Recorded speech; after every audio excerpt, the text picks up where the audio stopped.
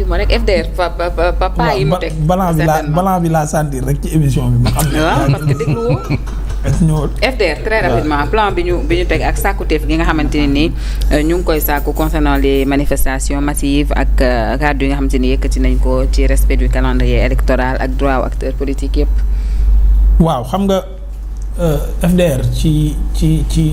taxawaay bi ñu am na solo déjà comme ni ñu ko waxee woon barki démb fii félicité société civile bi jéem a def ay jéego pour waxtaan am maintenant nag waxtaan day am suy am war na am ay TDR. Donc bu amee TDR war nañoo xam lan ak lan lañ ciy waxtaane mais ñoom aussi yan exigence dañuy teg pour dem ci waxtaan bi man foofu laay xaar FDR solo boobu moo ma ëppal solo ndaxte Ousmane Sonko bu ngeen fàttalikoo bañ ko fi wooye woon waxtaan tombeeg ñu jàpp ay ñooñam dane moom du dem ci dialogue boo xamante ne nii dangaa jàpp ay nitam. Même situation bi la mel ni moom la yàlla indiwaat c'est-à-dire mënoo am Lat Diop sous bracelet électronique am Pape Malick Ndour sous bracelet électronique ñi ma lay wax nii yëpp c'est des mérables. ak yow moom toog am Ismaïla Madior Fall peut-être day nekk candidat ci mairie ville de Rufisque man Sébikotane Moustapha Diop à Louga Agnam Farba Ngom ñooñu ñëpp nga ñu jéng leen après ñu lay woo ci négociation élection boo xam ne ñooñu possible na ñu nekk candidat donc loolu pour man fa laay xaar FDR ñu teg ay conditions ne ñii ñu jàpp nii arbitrairement teguñu ko ci dara lu palpable lu nit mën a téye nañ leen bàyyi ba pare ñu doog a mën a waxtaan ci nu ñuy demee ci élection yi mais waxtaan ngir dem ci élection yi te ñu jéng say njoñ loolu moom bu ñu ko accepter l'inacceptable te jàpp naa ne solo waxtaan bi yëpp foofu la war a démarrer pour que nag après ñu xool yeneen points yi muy calendrier beeg date beeg fichier bi dañ koy xoolaat ak yooyu yëpp ça ne pose pas problème mais mënuñu dem ci campagne électorale locale que la majeure partie des opposants dañ leen a jàpp jéng leen loolu mënta nekk te waruñu ko accepter aussi ci waxtaan. loolu moo tax ñu annoncé Fatima ay manifestation massive xëy na bokk na ci seen plan d'action li nga xamante ne Ahmed moom la wax léegi ak itam revisiter surtout le calendrier électoral en plus de la modification de ce code électoral. ak lu mën a am li Ahmed wax ci laa d'accord on ne peut pas dialoguer avec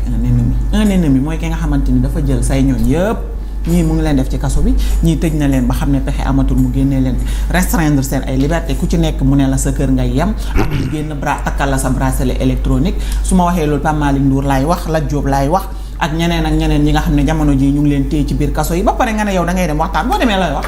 lan ngay waxtaan soo yeggee lan moom fulla bi mu amoon ba ni leen balaa maa ñëw dialogue da ngeen di génnee ñi nga xamante ne ñoom ñoo ànd ak man te nekk ci biir kaso bi ñoom nañu am fayda gu ni toll ba ni ko balaa ñëw di wax quoi que ce soit jëm ci élection li ni mel nañu leeral li nga xamante ne mooy dossier yi nga xam ne ñi ngi pendant devant la justice ba noppi ñi nga xam ne dañ leen a takkal bracelet électronique ñu woo leen wax ak ñoom lu leer naññ lii moo mën a am après dialogue am déggoo am sinon bu lii amul itam bu dialogue amee déggoo du ca am parce que la war a am dëgg-dëgg moo amagul justice yi ci boppam dossier yi nga xam ne mu ngi nekk ci justice bi ci boppam nañu ci wax ba noppi doog a wax waxu dialogue lan la ñuy dialoguer suñ demee Momo waaw xam nga FDR mooy li ma doon wax fii keroog li ëpp solo du waxtaanu dem ci ay nu ñuy demee ci ay élection ak kañ la ñuy dem ci élection li ëpp solo mooy liñ def nii jël code électoral bu nga xamante ni disposition yi ci nekk code la consensus la bu nga xamante ni ñu ngi ko jëlee ci code consensuel bu 92. bu nga xamante ni sénégalais yi toutes les forces vives de la nation ñoo toog waxtaan ñu tënk benn code ñu ne nii la ñuy demee nii la ñuy doxee ci ay élections ñu xëy une partie maanaam quelques personnes dajaloo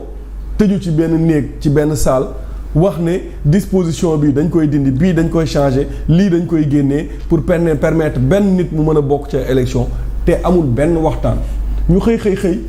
gis ñu ne ko daje ci penc bi ñu ne yóbbu nañ ko assemblée jox nañ ko président pour observation am na benn temps ni su fekkente ne timing boobu waxu ci dara ñu dem assemblée ñu demal dugal ko commission des lois après ñu def plénière su ko defee ñu voté ko après mu nekk une loi taillée sur mesure Sénégal yëpp toog di xool te lii moo gën a dangereux ticket vice président bi nga xamante ni moo ñu taxoon a xeex en 2012. wàcc ci mbedd mi def pression ci assemblée nationale Cheikh Bamba Dièye génn takk jéng boppam Maître El Hadji Diouf génn ànd ak booy gars yi ñu ñu mettre la pression ci Ablaye Wade ba mu reculer ci li nga xamante ne moom mooy kii bi moom mooy loi boobu noonu. Cette même pression la ñu war a mainteniraat wala lu ko ëpp parce qu'il est hors de question que les députés même bu fekkee am nañ beneen voix après mais il faut que le peuple montre à ces députés là que yéen moom moo leen Sénégal te Sénégal ci pencoo la xajul ci paccoo te benn nit warul mën a tax ñuy tripatouiller suñuy code donc cette mobilisation pour man chaque semaine dañu war Sénégal dafa dans toutes les communes du Sénégal dans tous les départements dans toutes les régions mettre la pression def ay manifestations def ay marches pour que cette loi soit retirée ba waxtaan am ba pare su waxtaan amee ba tous les acteurs d'accord ni nañu changer code électoral bi ñu changer ko mais ñu changer ko ci changer boo xamante ne ci yoon la mais jël say juriste ñu bind kenn xamul lan lañ bind loo xamante ni man mi nga xam ne jànguma droit sax soo ma ko joxee du ma ko bindee noonu ñu dugal ko biir assemblée nationale Sénégalais yi toog di seetaan comme si Ousmane Sonko daal mooy le prince moom daal mais est-ce que Sénégalais yi toog nañ seetaan est-ce que du dañuy xaar ba yegg ci cappaandaw gi. non ce sera trop tard il faut mettre la pression il faut que Sénégalais yi yëngatu wan gouvernement bi ne leen yéen saawaay moo leen réew mi ñun ñëpp dañ cee am wàll. te li ni mel mooy li Sénégal xam mooy waxtaanee mbir ba déggoo pour mën a dem ca su ngeen ñëwee ne du ngeen waxtaan da ngeen def lu leen neex loolu saawaay yëfu maa tay la. FDR man je les encourage je les félicite je les encourage à mettre la pression à dire au peuple sénégalais de descendre sur la rue pour mën a mettre la pression à ce gouvernement à ces députés yi nga xamante ne dañoo bëgg a yàq li nga xamante ne moom mooy le code électoral. Mais c'est toujours bien tout de même Mamadou de s'y mettre très tôt comme ni nga xamante ne noonu la FDR annoncé seen plan d'action xëy na. ñeneen danañu ci jokk pour ñu faire les choses dans les règles de l'art. Oui moo gën ngay bàyyi ba jaan bi dem nga topp ba ci watat ba du dóor parce que également il faut dire que il faut battre le fer quand il est vraiment chaud. Oui donc loolu nag moom xaj na ci stratégie boobu la FDR nekk mu di ne véritablement il faudrait que mu am rassemblement de toutes les forces vives de la nation pour ñu mën a taxaw pour quand même rappeler un principe aussi de droit mu di la loi est impersonnelle et elle est de portée générale. kon donc mbirum dañuy jël loi modifier ko pour benn nit loolu sa waaye ay mbirum caaxaan la. jël loi xam nga ñoom am nañ ci droit de député Pastef fii am nañ droit initier une loi mais problème bi moom mooy dafa rafetul tey ngay jël loi boo xamante ne nii la ca ëpp te am solo pour ñu ko ñu bëri jàppee mooy pour jéem a xool benn nit kese pour mu mun a bokk ci ay élections donc loolu moom mooy wax ji bu fekkoon ne ñoom dañ ko jël benn waxtaan diisoo ak seen yeneen député de l'opposition ubbeeku par rapport ak même ñeneen ñi nga xam ne ñoo nekk ci réew mi société civile ba ñoom seen pour faire comprendre que oui ñun de jàpp nañ ne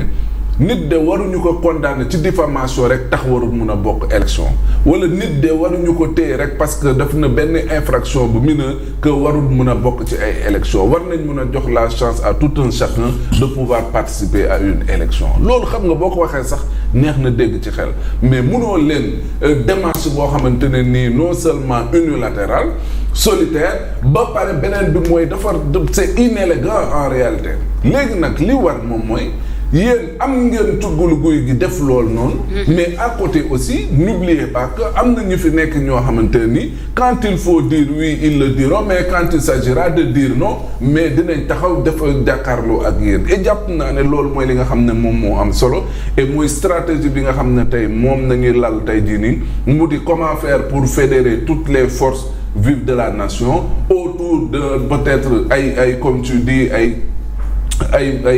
activités yu bëri yu ñuy amal pour dire non justement ci li ñuy jàppee ëllëg ci lu jëm ci wàllum li nga xam ne moom mooy modification loi électorale bi te ba pare tamit. dina na ëllëg nag de tu as le bon mot. oui mais daf ko xam nga. soxna si ëllëg carrément. mais xam nga loolu dama ne la man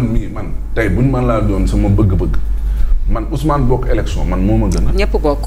oui man sa morom du. man principe boobu laay doxee man gëw ma ay noonu nit parce que des fois ne xam nga juum ñëppay juum. ñun ñii sax dañuy juum si suñu liggéey. ak keneen